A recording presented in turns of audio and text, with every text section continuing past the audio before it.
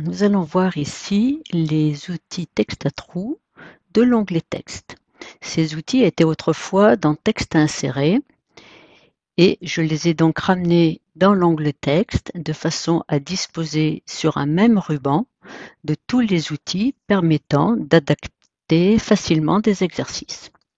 Alors, nous allons commencer par un premier exemple. Il s'agit de créer une dictée à trous. Et tous les mots soulignés doivent être remplacés par des trous. Donc on a plusieurs façons de faire ce genre d'exercice. Première possibilité, donc les trous vont être des étiquettes qui seront à remplir à la main, soit sur papier parce qu'on a tiré la dictée sur le papier, soit au clavier. Alors, ces étiquettes doivent être suffisamment grandes pour contenir tout le texte, lorsque l'élève va remplir l'étiquette, et sans qu'il ait besoin de retoucher la taille de cette étiquette. Lorsque les lignes de texte, par exemple, sont colorées, il n'est évidemment pas souhaitable que lorsque l'élève va taper son texte, eh bien, la taille de l'étiquette change et donc que la mise en forme de la dictée change. Donc les verbes, nous allons les placer dans une étiquette rose et les autres mots dans une étiquette blanche. Bon, pourquoi une étiquette rose? C'est simplement pour attirer l'attention des élèves à l'accord des verbes.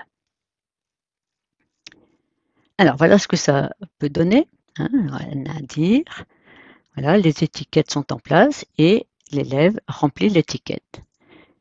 Donc là, ici par exemple, le bateau ralentit,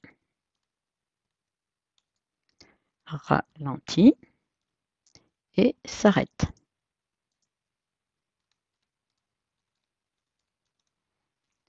Alors, enlève la majuscule, hop, s'arrête. Voilà, donc la façon dont l'élève va remplir les étiquettes. Alors, comment réaliser ces étiquettes? Alors, le verbe atteignons doit être remplacé par une étiquette. Donc ici, je le sélectionne, je fais un copier et je vais ici cliquer sur étiquette et je colle le mot ici dans le texte de l'étiquette. Donc c'est un verbe, il doit être rose. Je crée l'étiquette. Voilà. Alors, à partir de là, il faut faire très attention parce que je vais bien évidemment enlever le mot de mon étiquette. Mais si je l'enlève comme ça tout de suite, je le supprime, vous voyez que l'étiquette rétrécit. Elle se réadapte, si vous voulez, au contenu qui, pour l'instant, est vide. Donc, je vais recommencer. Donc, je crée mon étiquette. Alors, c'était atteignons, je crois. Atteignons.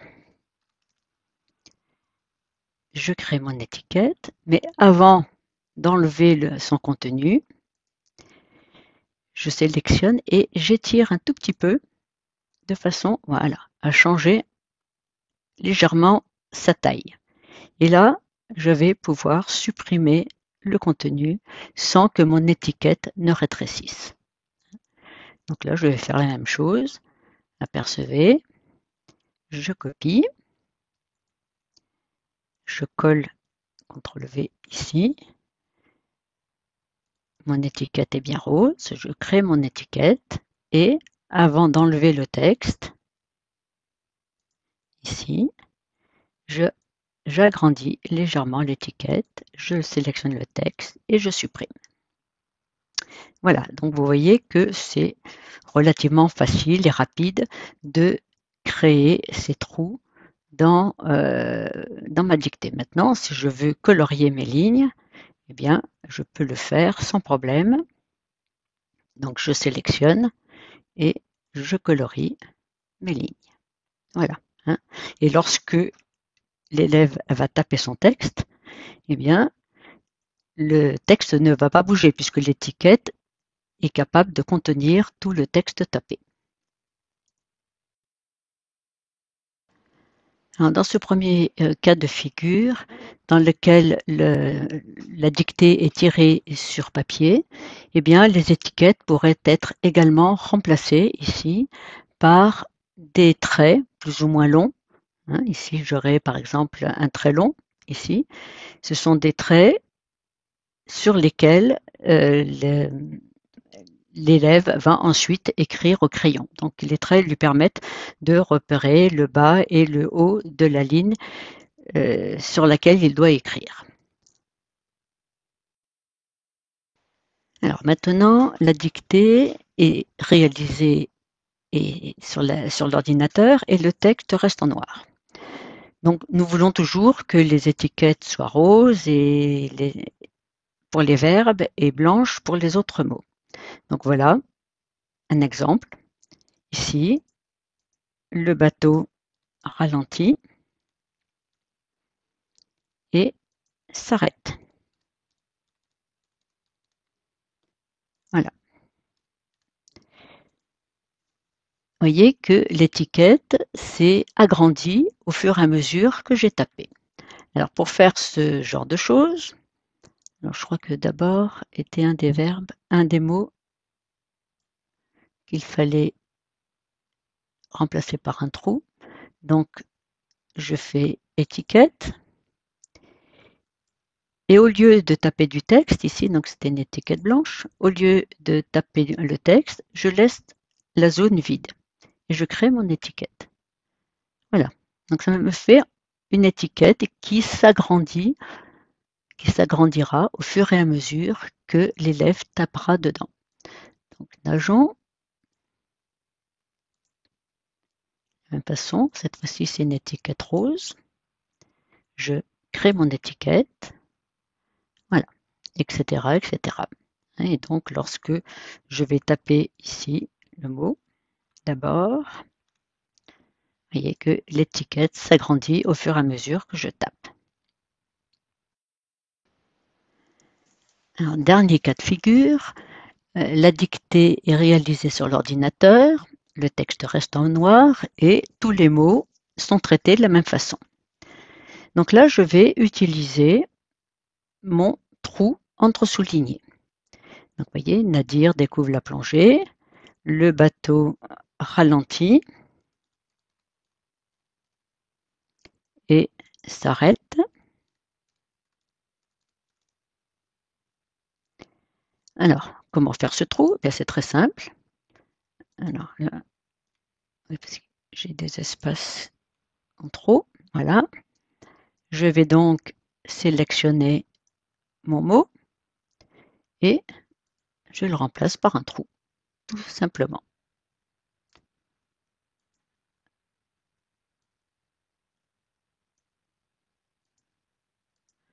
Voilà. Hop, je remets l'espace, j'enlève l'espace, mais parce que lorsque je crée le trou, l'outil me rajoute automatiquement un espace derrière le trou.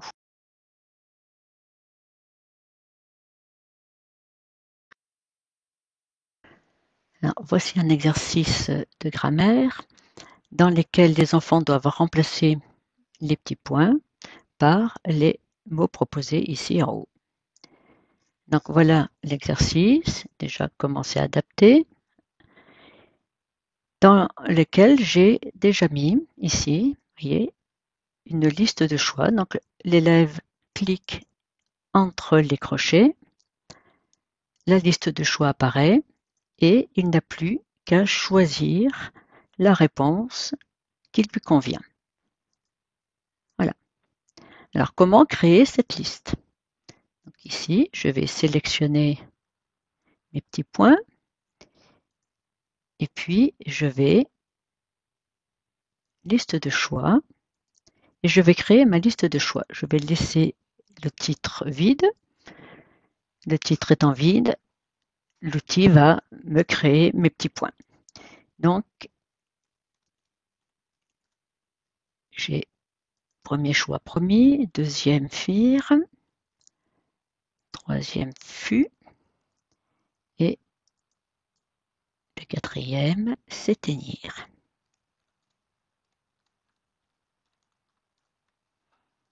je crée ma liste. Voilà, la liste est créée. Et je peux donc faire la même chose.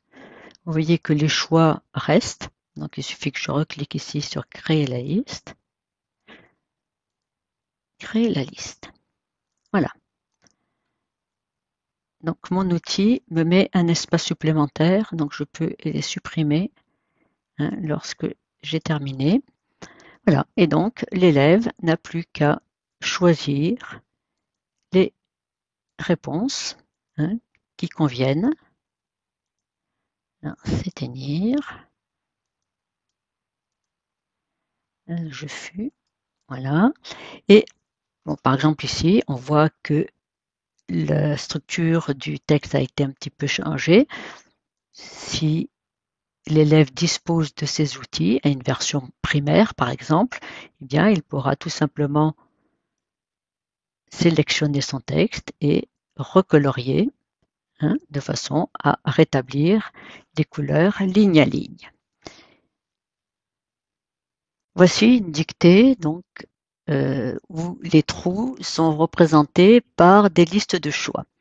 Donc l'élève choisit l'item qui convient dans la liste de choix, donc tout simplement en cliquant à l'intérieur de la liste et en cherchant donc la réponse qui convient.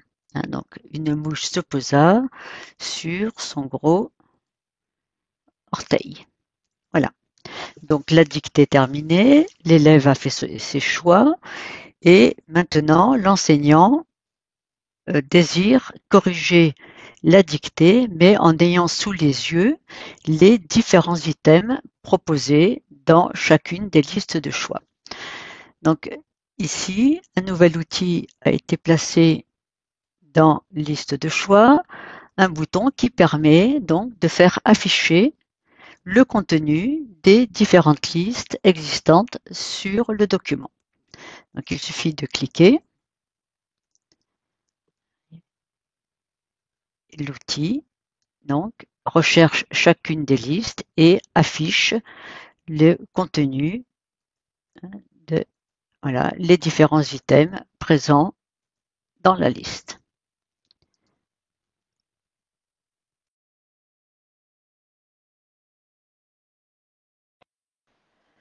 Voici une leçon d'histoire que j'ai trouvée sur le site La classe de Mallory que j'ai adaptée. Alors ici, vous voyez, c'est un PDF sur lesquels sont rassemblés sur une première page différents documents. Puis viennent les questions et la leçon. Alors, comment adapter lorsque l'élève en fait, travaille sur son ordinateur?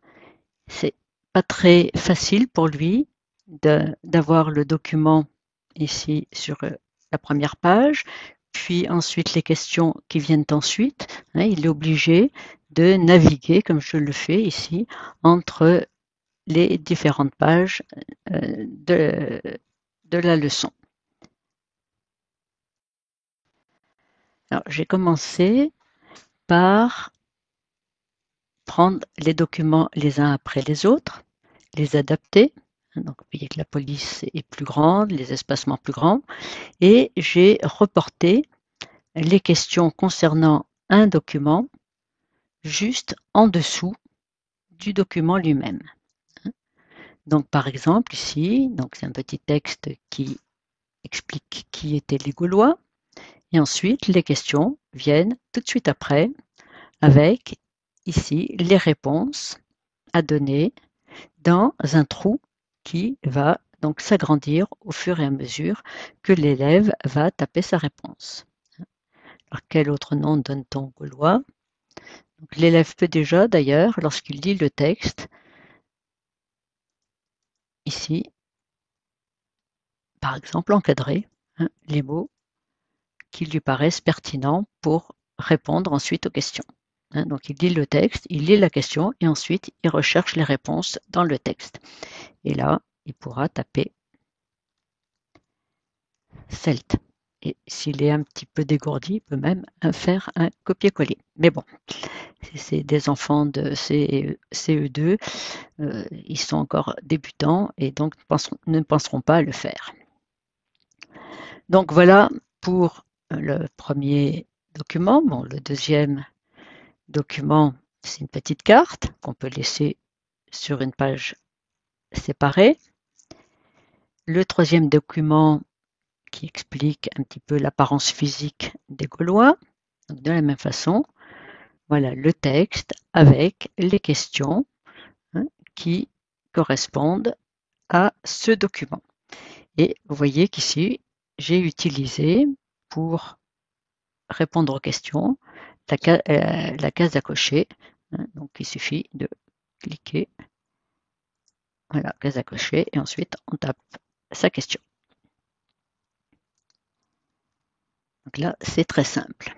Et lorsque l'élève peut répondre, donc les affirmations suivantes, les Gaulois sont généralement blonds, voilà, ils portent de longues moustaches tombantes, ils s'éclaircissent les cheveux, etc. Ensuite, il s'agissait de compléter une image. Alors, l'image, et ici, j'ai créé des étiquettes, comme nous l'avions fait tout à l'heure pour les textes à trous, mais avec un autre outil. Donc, il s'agit de taper soit le mot bray, soit le mousset, soit le mot braque. Donc, il faudrait que je relise le texte. Alors, et les pantalons qui s'appellent des brays. Voilà. Ici, je vais taper bray. Voilà, etc. Hein. Particularité des vêtements des Gaulois, je tape ma réponse ici dans le trou. Alors, comment faire ces étiquettes ici avec la flèche? Bon, alors, je me place ici. Alors, vous n'allez pas utiliser cette étiquette, ces étiquettes ici parce que ces étiquettes sont des étiquettes qui sont ancrées sur la ligne de texte. Je vais choisir des étiquettes que je crée ici à partir de l'onglet Sciences, Schéma, autre schéma, et je vais demander à créer une étiquette. Alors là, je vais créer une étiquette vide. Le mot bray est pas très grand, donc je vais garder ma largeur de 3 cm, une hauteur de 1,2. Cette hauteur de 1,2 est adaptée à une dépolice de taille 20. On peut prendre une étiquette blanche. Bon, je n'ai pas de couleur. Par contre, j'ai besoin de mettre une flèche. Et ma flèche, je peux la prendre ici, rouge par exemple. Je crée mon étiquette. Voilà, mon étiquette est créée. Si je veux que le pourtour de mon étiquette soit identique à la flèche, je sélectionne l'étiquette à l'intérieur de mon groupement ici, et puis je vais cliquer sur un de ces outils ici, contour de la forme, et je vais choisir un contour rouge. Ensuite, je peux déplacer mon étiquette, elle n'est pas ancrée sur le texte. Et donc, je peux l'amener au niveau d'une image. Et ensuite, alors, il faut que je sélectionne la flèche et je peux modifier l'orientation de la flèche, etc. Donc voilà pour ces étiquettes auxquelles je peux rajouter donc des flèches. Je peux également proposer une liste de choix à l'intérieur de mon étiquette, ici. Vous voyez?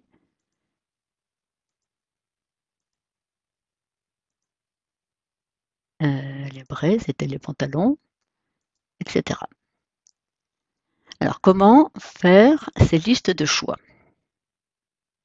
Alors, de la même façon, ici, j'ai l'outil, donc c'est toujours dans l'onglet Sciences, j'ai l'outil Liste. Voilà.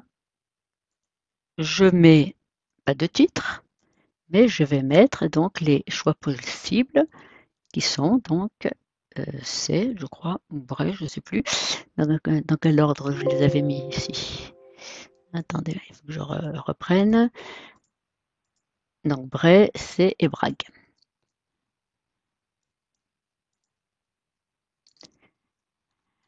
Bray, C, Bragg.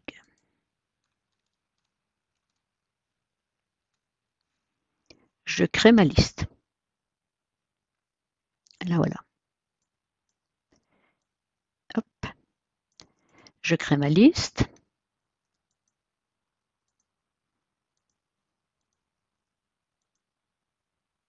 Bragg. Il n'y a pas d'S, mais c'est pas grave.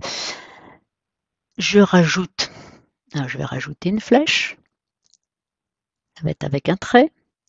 Donc je vais demander à ce qu'il y ait une flèche rouge. OK.